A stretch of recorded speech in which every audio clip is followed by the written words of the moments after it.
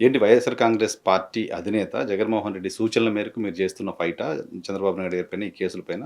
సరే ఏ రోజు గూడా చంద్రబాబు నాయుడు గారి మీద మీరు కేసులేయండి, మీరు ఫైట్ చేయండి అని జగన్మోహన్ రెడ్డి గారు చెప్పలేదు. చెప్పరు గూడా గదండి. హ్మ్. ఆయన మనస్తత్వం అలాంటిది గాదు వాస్తవానికి. హ్మ్. అయితే అది మరి నా అదృష్టమో, దురదృష్టమో నాకు తెలీదు. రాజధానిగా మంగళగిరిని ఏర్పాటు జేయించుకోవటము, హ్మ్. రాజధాని ప్రాంతంలో చంద్రబాబు నాయుడు గారి అవినీతికి దీన్ని రాజధానిని అడ్డం బెట్టుకోవడము, హ్మ్. అక్కడ రైతుల కోరిక మేరకు, అక్కడ ప్రజల కోరిక మేరకు నేను ఫైట్ చేయాల్సినటువంటి అవసరం నా మీద ఉంది గాబట్టి, హ్మ్. నేను ఫైట్ చేయడానికి ముందుకు వెళ్ళటం జరిగింది గానీ, హ్మ్. లేతే నేను గూడా ఎక్కడో పక్క నియోజకవర్గాల్లో ఎమ్మెల్యేగా ఉంటే నేనెలా ఫైట్ ఈ కేసుల చేసేవాడినండి. వెనుక జగన్మోహన్ రెడ్డి గారు లేరు అంటే ఎవరైనా నమ్ముతారని అనుకుంటున్నారా? సార్ నమ్మినా, నమ్మకపోయినా 100కి 100% జగన్మోహన్ రెడ్డి గారికి ఈ కేసులకి సంబంధం లేనే లేదండి. హ్మ్. హ్మ్. హ్మ్. లేనే లేదసలు. ఓకే. ఇది వాస్తవం. ఇప్పుడు వైఎస్ఆర్ కాంగ్రెస్ పార్టీలో యాక్టివ్‌గా ఉన్నట్టేనా మీరు? మంగళగిరి బాధ్యులు మీరేనా? లేదండి. నేను కొంచెం రాజకీయాలకి కొద్దిగా పక్కగానే ఉందామని జెప్పి వ్యవసాయం జేసుకుంటున్నానండి. హ్మ్. భవిష్యత్తులో చూడాలి ఏం జరుగుద్దనేది. హ్మ్. భవిష్యత్తులో మళ్ళీ కంటెస్ట్ చేసే ఆలోచన ఉందా ఆర్‌కే గారు? చూడాలండి.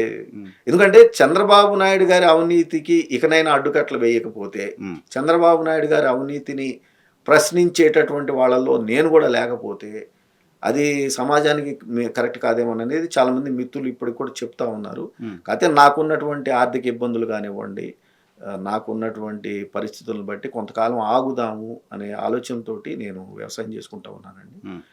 చూడాలి కొంతకాలం పోయిన తర్వాత మళ్ళా నేను అంటే రాజకీయాల్లో ఆ రోజే చెప్పానండి. నేను శాసనసభలో చెప్పాను. ఉంటే జగన్ గారితో ఉంటాం. లేదంటే శాశ్వతంగా వదిలేసుకుంటానని. ఎప్పటికైనా నేను రాజశేఖర రెడ్డి గారి అభిమానినే. జగన్మోహన్ రెడ్డి గారి మనిషినే. ఎప్పటికైనా జగన్ తోటే ఉంటానని చెప్పారు గానీ, ఆ తర్వాత కాంగ్రెస్ కండువా కప్పుకున్నారు కదా! సార్ అది కప్పుకోవటానికి 1, 2 రీజన్స్ అండి. వాస్తవానికి నేను నాకు వద్దులేక రాజకీయాలని పక్కకెళ్ళాను. హ్మ్. రాజశేఖర రెడ్డి గారి బిడ్డ షర్మిలమ్మ వైఎస్ఆర్ కాంగ్రెస్ పార్టీ అధికారంలోకి రావటానికి ఆమె చాలా పని చేసింది ఆ రోజుల్లో. హ్మ్. అలాంటి మనిషి ఒక్కతే కాంగ్రెస్ పార్టీలోకెళ్తే బాగుండదేమో! హ్మ్. తోడు ఒక్కళ్ళమన్నా ఉండాలి. నేనివాళ రిజైన్ చేశాను గదా! అనే ఏకైక ఉద్దేశంతో నేను షర్మిలమ్మ గారి దగ్గరికి వెళ్ళటం. నేను షర్మిలమ్మ గారికి చెప్పుకున్నాను. అమ్మ నేను పోటీ చేయను. హ్మ్. నేను ఎవరిని గూడా విమర్శించను అని చెప్పుకున్నాను. ఆమె గూడా అన్నా నీ ఇష్టం అన్నా అట్లానే అన్నానంది. హ్మ్. కాపోతే మళ్ళా నేను మనసు మార్చుకొని ఆహ్, చంద్రబాబు లాంటి వ్యక్తుల్ని ఎదుర్కోవాలి అనంటే అది కరెక్ట్ కాదేమో నేను దూరంగా ఉండటం అని ఆ! అనుకున్నాను. మళ్ళా తిరిగి జగన్ గారి దగ్గరికి రావడం. వైఎస్ షర్మిల గారు ఈరోజు జగన్మోహన్ రెడ్డి గారి పైన, జగన్మోహన్ రెడ్డి గారి కుటుంబం పైన అనేక విమర్శలు చేస్తున్నారు. రాజకీయంగా వైఎస్ఆర్ కాంగ్రెస్ పార్టీ కూడా ఇబ్బందికరమైన పరిస్థితిగానే చూస్తున్నాం ఆ విమర్శల్ని. షర్మిల గారు చేస్తున్న విమర్శల పైన మీరేమనుకుంటున్నారు? సార్ అది వాస్తవానికి ఒక కుటుంబానికి సంబంధించినటువంటి వ్యవహారం కాబట్టి నాతో సహా ఇతరులెవరు జోక్యం చేసుకోవడం కరెక్ట్ కాదేమోననేది నా వ్యక్తిగత అభిప్రాయం అండి. హ్మ్. నాకుగా నేను ఎప్పుడు రాజశేఖర రెడ్డి గారి కొడుకు, రాజశేఖర రెడ్డి గారి కూతురుగానే నేను చూసుకుంటాను తప్ప, హ్మ్. నేను ఇలాంటి విమర్శలు గానివ్వండి, ఆర్థిక వ్యవహారాలు గానివ్వండి, రాజకీయాలకు సంబంధించి నేను మాత్రం ఎప్పుడు నాకు ఆ హక్కు, అర్హత 2 లేవు అని చెప్పి నేను భావిస్తానండి. కానీ ఒక పార్టీగా మీ పార్టీ అధినేత పైన చేస్తున్న విమర్శల కారణంగా ప్రజల్లో మీ పార్టీ అధినేత డీఫేమ్ అవుతున్నప్పుడు వాస్తవాలేంటో చెప్పాల్సిన బాధ్యత మీ పార్టీకి ఉండదా? సార్ ఇప్పుడు వైఎస్ఆర్ కాంగ్రెస్ పార్టీలో నేను యాక్టివ్‌గా లేను కాబట్టి నేను మాట్లాడట్లేదు. హ్మ్. కానీ రాజకీయంగా వైఎస్ఆర్ కాంగ్రెస్ పార్టీ వాళ్ళు షర్మిలమ్మ గారు చేస్తున్నటువంటి దానికి మాట్లాడుతూనే ఉన్నారు. అది నేను మీడియాలో చూస్తూనే ఉన్నాను. మాట తప్పడు, మడమ తిప్పడు. వైఎస్ కుటుంబానికి ఉన్న ఒక ట్యాగ్ లైన్‌గా చాలా సార్లు క్యాంపెయిన్ చేసుకుంటూ వచ్చారది. మీ విషయంలో జగన్మోహన్ రెడ్డి మాట తప్పాడట్టేనా? కాదని నేను అనుకుంటున్నానండి. ఎందుకంటున్నానంటే ఇప్పుడు రాష్ట్రం చీలిపోయింది. సీట్లు తక్కువున్నాయి.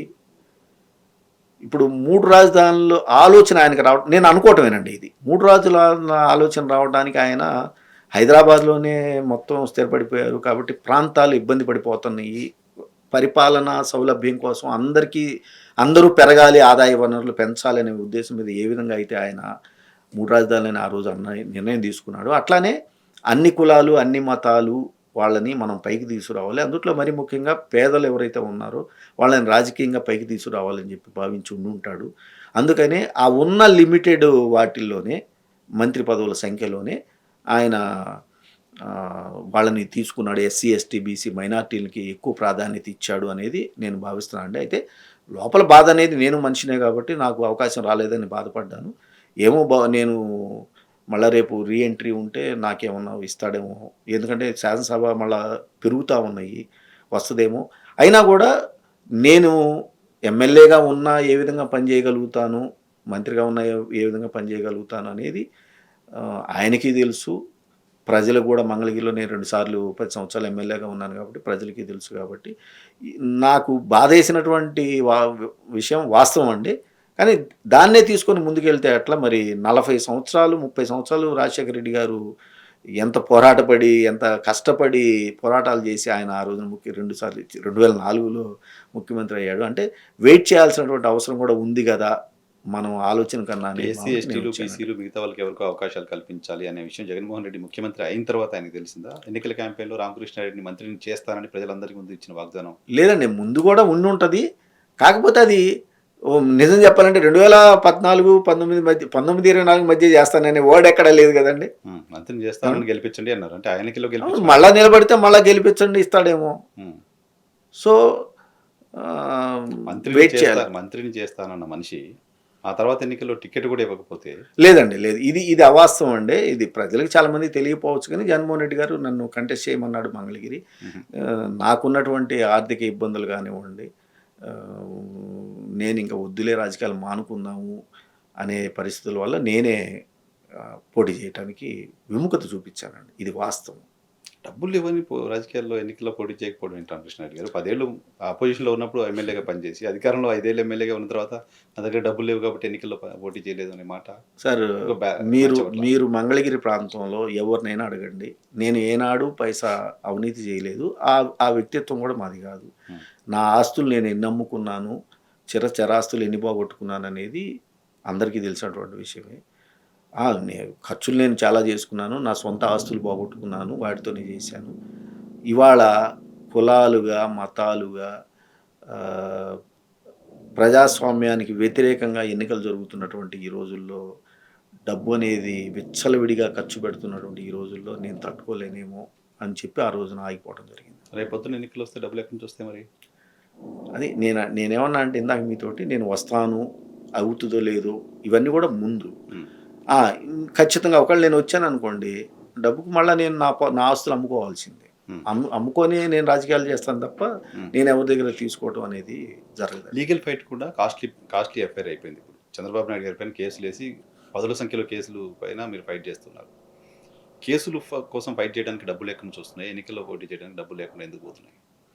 అంటే కేసులు ఫైటింగ్కి ఎంత ఆస్తి అమ్ముకున్నాను అనేది నా మనసుకు తెలుసు, నాకు అత్యంత సన్నిహితంగా ఉన్న వాళ్ళకి తెలుసు.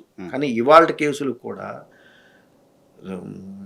సోదరులు పెద్ద మనసుతోటి జడా శ్రవణ్ కుమార్ గారు నేను నా పరిస్థితిని ఆయనకు వివరించినప్పుడు, నా కేసు డెప్త్ ఆయన చూసినప్పుడు, కేసులో ఉన్నటువంటి వాస్తవాలను చూసినప్పుడు ఆర్కే ఒక పని చేద్దాము, ఏదైతే మీకు డాక్యుమెంట్లకు సంబంధించినటువంటి ఖర్చు అవుతుందో అది చాలా తక్కువ అవుతుంది, అంతవరకు మీరు పెట్టుకోండి, మీ కేసులో దమ్ముంది, మీరు చేసినటువంటి పోరాటంలో నీతి నిజాయితీ ఉంది, నేను ఖచ్చితంగా దాన్ని ఫ్రీగా నేను ఆర్గ్యూ చేసి పెడతానని అన్నాడు. కాబట్టి శ్రావణ్ కుమార్ గారు ఇచ్చినటువంటి ఆ సహాయంతో ఆ అండదండలతోటి వాళ్ళు నేను కేసు ఫైట్ చేసుకుంటాను. జగన్మోహన్ రెడ్డి గారిని కలిశారు? కలవలేదండి. అంటే ఎలక్షన్ అయిన తర్వాత ఒకసారి కలిసాను, తర్వాత నేను ఏ రాజకీయ నాయకుడి దగ్గరికి వెళ్ళట్లేదండి, నేను పూర్తిగా వ్యవసాయంలోనే ఉండిపోయాను. మీరు నేరుగా నారా లోకేష్ని టార్గెట్ చేసి, మీరు నేరుగా చంద్రబాబు నాయుడు గారిని టార్గెట్ చేసి పనిచేస్తూ వచ్చారు గడిచిన 10 ఏళ్ళ మీ పొలిటికల్ కెరీర్ అంతా ఇప్పుడు కూడా రాష్ట్రంలో అనేక మంది వైఎస్ఆర్ కాంగ్రెస్ పార్టీకి సంబంధించిన నాయకులపైన కూటమి సర్కారు కేసులు పెట్టింది, రెడ్ బుక్లో పేర్లు పెట్టింది, చాలామంది జైలుకి వెళ్ళి వస్తున్నారు. ఎందుకు ఆర్కేని పట్టించుకోవట్లేదు? ఆర్కే ఎందుకు సాఫ్ట్ కార్నర్ అయిపోయారా? ఆర్కే జోలికి ఎందుకు కూటమి సర్కారు రావట్లేదు అంటే? సార్ 2014, 2019 మధ్య నేను చంద్రబాబు నాయుడు గారి మీద చేసినటువంటి పోరాటం, రాజకీయ పోరాటానికి సంబంధించి చంద్రబాబు నాయుడు గారికి తెలుసు నా పోరాటం శక్తి ఎంతో, నేను ఏ విధంగా ఫైట్ చేశాను అనేది. అధికారంలో ఉన్నటువంటి చంద్రబాబు నాయుడు గారు సమస్తం వెతికిచ్చాడు, సమస్తం చెక్ చేయించాడు. నేను ఎప్పుడు నా ప్రజా జీవితంలో నాది తెరిచిన పుస్తకమే, నేను ఎక్కడా తప్పులు చేయలేదు కాబట్టి ఏం చేయలేకపోయాడు. ఇవాళ 2024లో తిరిగి రెడ్ బుక్ రాజ్యాంగాన్ని నారా లోకేష్ గారు అన్యాయంగా చట్ట వ్యతిరేకంగా తీసుకొచ్చి పరిపాలన చేపిస్తున్న పోలీసులతోటి అక్రమంగా చేపిస్తున్న పరిస్థితుల్లో వాళ్ళు కూడా తాడేపల్లి, మంగళగిరి ప్రాంతాల్లో ఉన్నటువంటి ప్రతి ప్రభుత్వ ఆఫీస్కి వెళ్ళి నేను 10 సంవత్సరాల్లో ఏడన్నా తప్పులు చేశానా అనేది డాక్యుమెంట్లు మొత్తం చెక్ చేసుకున్నారు. ఎక్కడా ఎటువంటి తప్పులు ఉండవండి. ఎవరన్నా నాకు అర్జీ ఇస్తే మాకు ఒక రోడ్డు వేసి పెట్టండి అని చెప్పి నేను ఆ సంబంధిత అధికారికి please check and do the needful based on rules and regulations only అని చెప్పి నేను సంతకం రాసి ఇచ్చేవాడిని అండి. అంటే టెండర్లు కానివ్వండి, చేసిన పనుల్లో అవినీతి లేదు, పిలిచిన టెండర్లో అక్రమాలు లేవు, ఇవన్నీ వాళ్ళు చూసుకున్నారండి. చివరికి ఏమీ దొరకకపోయేసరికి తెలుగుదేశం పార్టీ ప్రధాన కార్యాలయం మీద జరిగినటువంటి దాడిలో నాకు సంబంధం లేకపోయినా ఏమైనా ఉంటే రికార్డులుగా చూపించాలి కదండి. నా సెల్ ఫోన్ లొకేషను లేకపోతే నా టీవీలో నా CCTV ఫుటేజ్లో ఏవో చూపించాలి కదా. ఏమీ దొరక్క 127వ ముద్దాయిగా నన్ను కావాలని చేర్చడం జరిగిందండి. ఆ ఒక్కటి తప్ప నా ఒక్కడి మీదే కాదండి, మీరు గమనించండి, మంగళగిరి నియోజకవర్గంలో ఏ ఒక్క వైసీపీ కార్యకర్త మీద కూడా ఎక్కడ అన్యాయంగా కేసులు పెట్టలేకపోయారు కదా. కేసు పెట్టాలనుకున్నప్పుడు ఏదో ఫ్యాబ్రికేటెడ్ కేసులు పెడుతున్నారని చెప్తున్నారు. మిగతా వాళ్ళంతా ఇప్పుడు మిగతా అరెస్ట్ అయిన వాళ్ళంతా తప్పులు చేసినట్టు. కృష్ణారెడ్డి మాత్రమే ఫ్యాబ్రికేటెడ్ కేసు పెట్టాలన్నా కూడా ఒక ఎవిడెన్స్ ఉండాలి కదండి. ఒక చిన్న ఎవిడెన్స్ అన్న ఉండాలి కదా. ఒక చిన్న తప్పు అన్న జరిగి ఉండాలి కదా. ఆ తప్పు ఎవిడెన్స్లు కూడా మీకు ఉండవు, దొరకవు. ఎందుకంటే లేదు, ఆ వ్యక్తిత్వం కాదు నాది అసలు.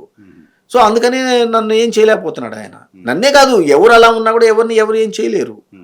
ఇది వాస్తవం. సో అరెస్ట్ అయిన వాళ్ళంతా వాళ్ళే కొంత తప్పు చేసుంటారా, లేకపోతే ఏదన్నా పొరపాట్లు జరిగి ఉంటే, ఒక పొరపాటు జరిగింది అనుకోండి, చిన్న పొరపాటు, దాన్ని పెద్దదిగా చేయటం, అనేక సెక్షన్లు పెట్టడం, ఇలాంటివి చేసుకొని రెడ్ బుక్ రాజ్యాంగం తీసుకెళ్తా ఉన్నాడు కదా ఆయన.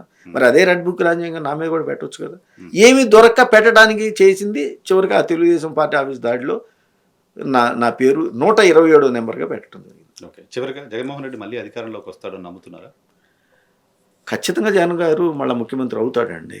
ఎందుకంటే మీరు ఈ 2 సంవత్సరాల పరిపాలన కాలంలో చంద్రబాబు నాయుడు గారు కూటమి ప్రభుత్వం చేసినటువంటి వాగ్దానాల అమలు ఏ స్థాయి వరకు చేశారు ఈ 2 సంవత్సరాల కాలంలో అనేది నాకన్నా రాజకీయ నాయకుల కన్నా ఆ లబ్ధిదారుడు చెప్పగలుగుతున్నాడండి. ఏమండి? సో ప్రజలు తీవ్రమైనటువంటి అసంతృప్తితో ఉన్నారు. కంపేర్ చేసుకుంటున్నారు, జగన్ గారు ఏమి చేశాడు, ఇప్పుడు ప్రభుత్వం ఏం చేస్తుంది, ఆ టైంలో మేమేం లబ్ధి పొందాం, ఇప్పుడు ఏం లబ్ధి పొందలేకపోయాము అని. ఏమండి? ఒకటి. రెండవది, ఇవాళ ప్రతి ఎమ్మెల్యే కూడా 100 కోట్ల రూపాయల అవినీతి చేస్తున్నటువంటి సమయంలో రోజుకి ఈసారి టెక్నాలజీ పెరిగిపోతున్నప్పుడు ప్రజలు టెక్నాలజీని అర్థం చేసుకున్నటువంటి సమయంలో ఏ చిన్న తప్పు చేసినా అందరికీ అర్థమైపోతుంది. కాదు, కొంతమంది బయటికి చెప్పగలుగుతారు, కొంతమంది చెప్పలేరు. ఏమండి?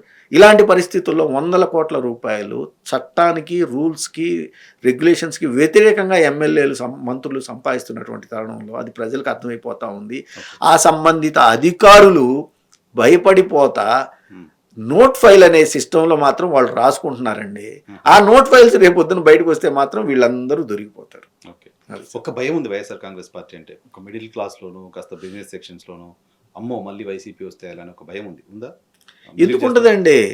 అమ్మ వైసీపీ రావాలి అనే ఆతృత ఇవాళ కనపడుతుంది తప్ప రెండోది లేదని చెప్పి నేను వ్యక్తిగతంగా భావిస్తున్నాను. గతంలో అటువంటి భయాన్ని మీరు క్రియేట్ చేసిన మాట నిజం కదా, మీ పార్టీ రాష్ట్ర వ్యాప్తంగా అటువంటి భయం? అలాంటిది చంద్రబాబు నాయుడు గారు తనకున్నటువంటి మీడియా ద్వారా గ్లోబల్ ప్రచారం చేయడంలో ప్రసిద్ధుడు కాబట్టి అది సృష్టించగలిగాడు అనేది నేను నమ్ముతున్నాను.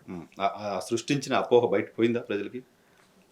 ఎలా పోయిందనంటే ఇవాళ చంద్రబాబు నాయుడు గారు తనకు తాను తెలియకుండానో లేకపోతే తనకు తాను తెలుసో ఇవాళ బయట ప్రపంచానికి ఈ 2 సంవత్సరాల తన పరిపాలన ద్వారా బయటపడిపోయాడు ఆయన. అదే అర్థమైపోయింది వాళ్ళు. అందుకే మళ్ళీ తిరిగి జగన్మోహన్ రెడ్డి గారిని మనం అధికారంలోకి తీసుకురావాలి, పొరపాటు చేశామని ఓటరు రీథింకింగ్లోకి వచ్చాడనేది నేను భావిస్తా ఉన్నాను.